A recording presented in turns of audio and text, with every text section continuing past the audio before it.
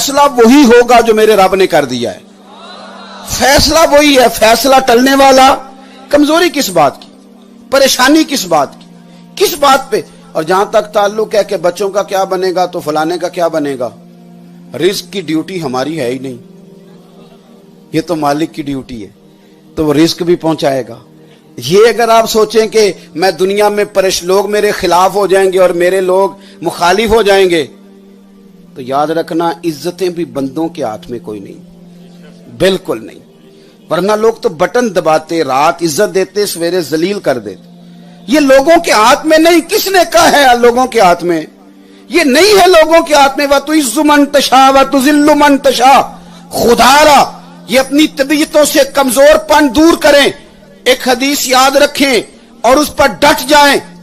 मेरे नबी पाक सल्लल्लाहु ताला अलैहि वसल्लम ने इरशाद फरमाया, हजरत अब्दुल्ला इब्ने अब्बास हदीस के रावी हैं, हुजूर फरमाने लगे, याद रखो अगर सारी कायनात मिलके तुम्हारा कुछ बिगाड़ना चाहे तो बिगाड़ नहीं सकती जब तक कि मेरा रब ना चाहे। और फरमाया सारी दुनिया मिलके, मैं मुल्क की बात मोहल्ले की बात नहीं कर रहा, दुनिया मिलके, हुजूर फरमाते हैं तेरा कुछ सवार ना चाहे तो तेरा नहीं सवार सकती जब तक मेरा रब ना चाहे। कमजोरी किस बात की, परेशानी किस बात की? जरा पलट के पीछे देखे ना, हमसे पहले जो लोग हो गुजरे वो मैदानों में खड़े रहे, डटे। कौन से पैगंबर है जिन्हें सताया नहीं गया? कौन से नबी हैं जिन्हें तकलीफ नहीं दी गई? जिस तरह आज हम गलियों में अपने अपने दुखों का रोना रोते फिरते हैं, और जिस तरह हमने कह दिया कि ओहो बड़ी परेशानी है, फलाना मसला हो गया, लाइन आर्डर का मसला बन गया, गुर्बत बड़ी आ गई, पता नहीं क्या बनेगा। ये खौफ कब तारी हो गया मुसलमानों को? इतनी जल्दी परेशान कैसे हो गए? किसने इतना कमजोर कर दिया? खुदारा आप समझे, जब हक आता ना हक, तो हक तकाजा करता है कि हक मानने वाले डटना सीखे, वो थोड़ा सहना भी सीखे। इमाम अली मकाम ने नाज भी पूरे उठाए थे, शान भी पूरी पाई, और फिर इम्तिहान भी पूरा दिया। नहीं समझे आप? थोड़ा नहीं दिया यार, इम्तिहान भी पूरा दिया। हुजूर ने उनके पूरे वजूद को सीने से लगा के रखा था ना, तो फिर उनके पूरे वजूद में जख्म लगे, पूरा वजूद जख्मी हुआ। रसूल पाक ने कंधों पे बिठाया था ना उन्हें, फिर उनका सर नेज़े की नोक पे चढ़ाया गया। ये क्या बात हुई कि मीठा मीठा तो आने दो, थोड़ा कड़वा आ गया तो थू कर दो? क्या मतलब हुआ इस बात? आप जरा ठहरना सीखें। फिरौन की एक बेटी थी, बाज ने कहा है कि ला वलद था, लेकिन हजरत हकीमुल उम्मत फरमाते हैं यूं लगता है कि उसकी अपनी नहीं थी, उसने बच्ची लेके पाली हुई थी। तो फिरौन की अहलिया जनाब आसिया रदी अल्लाह ताला अन्हा भी कलमा पढ़ गई थी, और वो एक घर में कनीज रहती थी जो उसकी बेटी की, ले पालक बेटी की खिदमत करती थी। वो भी घर में रहती, वो भी कलमा पढ़ गई थी, दोनों खामोश थी।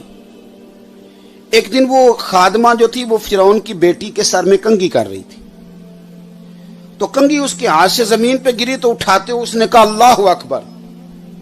तो फिरौन की बेटी कहने लगी तू मेरे बाप के अलावा भी किसी को मानती है, किसी को खुदा मानती है?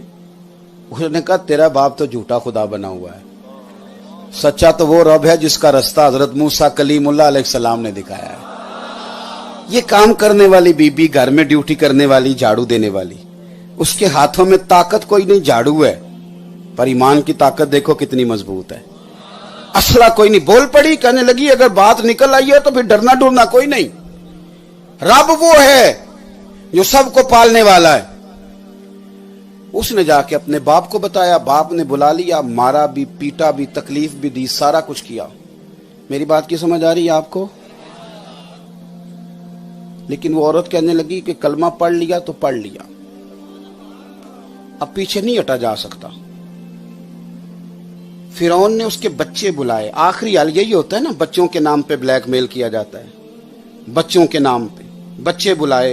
एक जगह पानी बड़े से बर्तन में उसने अच्छी तरह से उबाल लिया, एक बच्चा फेंका, बीबी खड़ी है, दूसरा फेंका खड़ी है, तीसरा फेंका खड़ी है। और जब उसकी छोटी सी बच्ची उसके अंदर फेंक रहा था ना, तो बीबी ने बेटी की तरफ पलट के देखा, तो बेटी कहने लगी अम्मा छोटी बेटी, अल्लाह ने उसे बोलने की तौफीक दी। कहने लगी अम्मा दुनिया में काफिर की बात मान के जलील नहीं होना, दुनिया में उसकी बात मान के जलील नहीं होना। दुनिया में अगर ये परेशान करेगा तो ये परेशानी आखिरत की परेशानी से बेहतर है। तू आ, मेरा रब बड़ा ही फजल फरमाएगा, तू आ, अल्लाह फजल फरमाएगा। और मैं मुस्लिम शरीफ से वो हदीस पेश कर सकता हूं असहाबुल उखदूद में जिसका तज़किरा किया गया है। वो एक लंबी बात है, वो भी हजरत सुहैब नबी पाक अलैहिस्सलाम का फरमान नकल करते हैं कि एक बादशाह की जब कौम कलमा पड़ गई ना तो उसने खंदक खुदवाई। एक तवील वाकया है, एक वली अल्लाह की करामत उसमें बड़ी मजबूत मौजूद है, उन्वान नहीं, इतनी तफसील से बात कर नहीं सकता। उसने भी खंदक खुदवाई। असहाबुल उखदूद के वाकये में उसका जिक्र आता है मुस्लिम शरीफ में। खंदक खुदवा के ना तो जितने लोग कहने लगा जो जो कलमा पड़ेंगे ना ये मैंने खंदक में आग जला दी है, वो बंदे सारे आग में डाल दूंगा।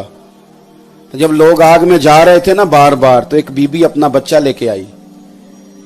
तो बच्चे को देख के औरत जरा घबराई कि अब मेरा बच्चा है तो ये बनेगा क्या। तो अल्लाह ने बच्चे को तौफीक दे दी, बच्चा ही बोल पड़ा। कह लेगा अम्मा तुझे सामने आग नजर आ रही है, वो आग नहीं, वो तो मेरे रब का फजल है, उसने जन्नत में हमारे लिए बड़ा करम तैयार किया हुआ है।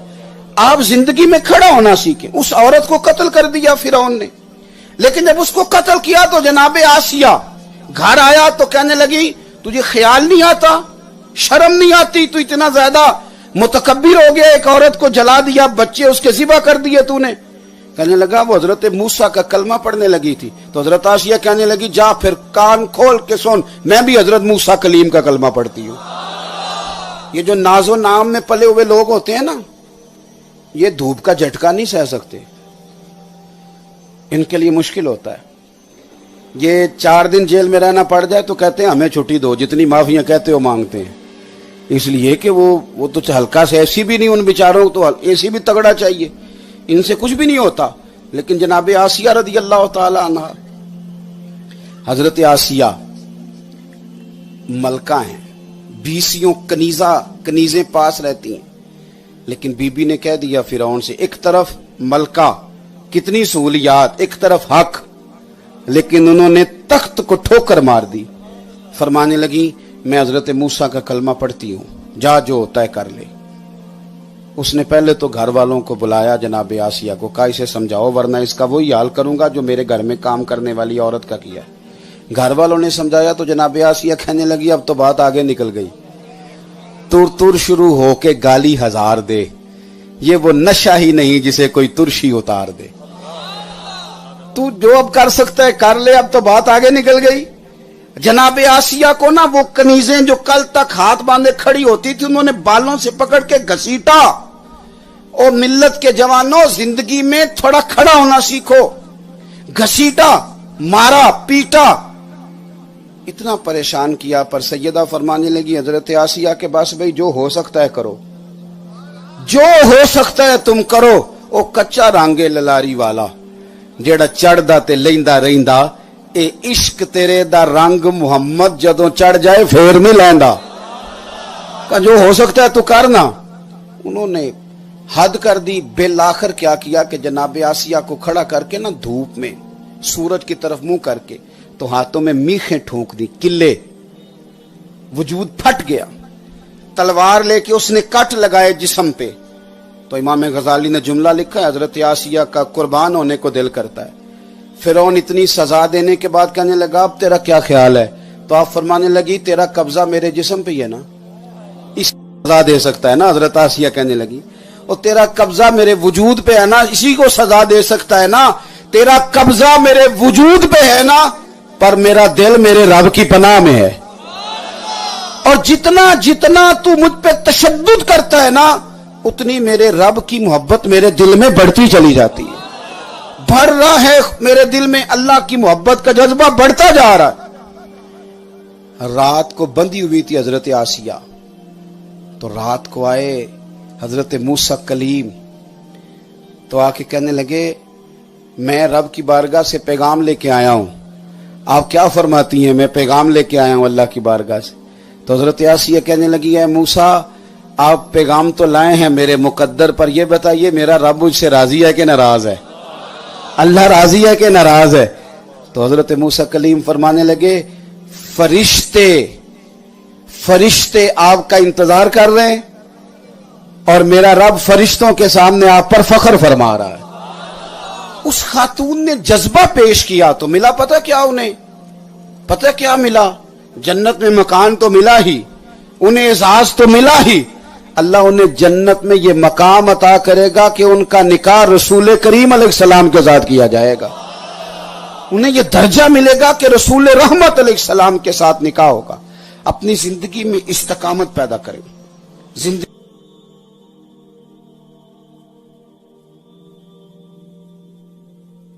کرنا نہیں آتا، حوصلہ نہیں ہے تو 2 قدم نہیں آپ چل سکتے۔ میں بات سمیٹنے لگا ہوں، آپ نے خاص غور کرنی ہے۔ امام علی مقام رضی اللہ تعالیٰ عنہ، جتنی چیزیں انسان کو بلیک میل کر سکتی ہیں وہ ساری امام حسین کے ساتھ ہوئی۔ وطن بھی چھوڑنا پڑا امام حسین کو، امام حسین کے بچے بھی پیاسے رکھے گئے، امام حسین کے گھر کے گرد، ان کے خیموں کے گرد دائرے بھی تنگ کیے گئے، قیدی بھی بنایا گیا۔ صبح سے لے کر عصر تک انہیں لاشیں بھی اٹھا کے لانی پڑی، انہیں اپنے سامنے 22,000 کا لشکر بھی نظر آتا ہوا دکھائی دیا۔ ہر چیز امام علی مقام کے سامنے تھی، وہ آگاہ تھے یہ میرے ساتھ کیا کرنے والے ہیں۔ لیکن جب وہ آخری خطبہ دے رہے تھے نا یزیدیوں کے سامنے، آخری خطبہ میں آپ کو عرض کروں، یہ دولت، یہ اقتدار اتنی خوفناک چیز ہے، اتنی خوفناک کہ انسان کے سامنے رسول اللہ کا خاندان بھی کھڑا ہو نا تو پھر بھی لوگوں کو اقتدار ہی نظر آتا ہے۔ اتنی ظالم شے ہے معاذ اللہ کہ نبی کریم کا خاندان، ابھی امام علی مقام کو قتل کرنے والے نماز پڑھیں گے اور نماز میں کہیں گے اللہم صلی علی محمد وعلی آل محمد، ابھی نماز پڑھیں گے، لیکن انہیں کچھ نظر نہیں آتا جب اقتدار ہو، کچھ نظر نہیں آتا جب پیسہ نظر آئے، کچھ نظر نہیں آتا جب گورنریاں نظر آئیں۔ یہ حال ہو جاتا ہے انسان کا۔ اللہ اپنے فضل والا معاملہ ہی کرے، اللہ تبارک و تعالی ایمان ہمیشہ قائم رکھے۔ حضرت امام علی مقام نے جو آخری خطبہ دیا نا، آپ نے فرمایا مجھے بتاؤ مجھے قتل کیوں کر رہے ہو، مجھے بتاؤ میرا جرم کیا ہے۔ اور امام حسین نے ہر مقام پہ لوگوں کو بتایا کہ یزید محرمات کو توڑنے والا ہے، اور میں کئی موقع پہ کہہ چکا ہوں، پھر کہتا ہوں، کربلا کی جنگ کفر اسلام کی جنگ نہیں، حق اور باطل کی لڑائی ہے، حق اور باطل کی۔ یزید چونکہ شراب پیتا ہے، یزید چونکہ بے حیائی کو فروغ دیتا ہے، یزید چونکہ ایسا نظام لانا چاہتا ہے جس کا دل کرے مسجد جائے، جس کا دل چاہے کلب جائے، تو امام علی مقام نے فرمایا میں دین میں یہ دھاندلی نہیں کرنے دوں گا، دین کے اندر یہ انداز اختیار نہیں کرنے دوں گا۔ دین خالص تھا، خالص ہے اور خالص ہی رہے گا۔ یہ سوچ امام علی مقام، آپ نے خطبہ دیا، فرمایا تم نے اللہ کی حدود کو توڑا ہے، اس لیے میں میدان میں آیا ہوں۔ تو حضرت امام حسین رضی اللہ تعالیٰ عنہ نے جب ان کو پوری طرح سمجھایا اور پھر بھی ان کی بات سمجھ میں نہ آئی تو امام حسین اللہ اکبر کہہ کے گھوڑے پہ بیٹھے اور پتہ کیا فرمانے لگے ایک طرف حکومت تھی، ایک طرف عزت تھی، تم نے حکومت بچا لی ہے، حسین ابن علی نے عزت بچا لی ہے، لو میں نے عزت بچا لی۔ امام علی مقام رضی اللہ تعالیٰ عنہ نے 1 مہینہ بھی حکومت نہیں کی، حکومت تو 4.5 سال یزید نے کی، لیکن نہ یزید کا وہ ستم رہا، نہ زیاد کی وہ جفا رہی۔ لوگوں جو رہا تو نام حسین کا، جو رہا تو نام حسین کا، جسے زندہ رکھتی ہے کرب۔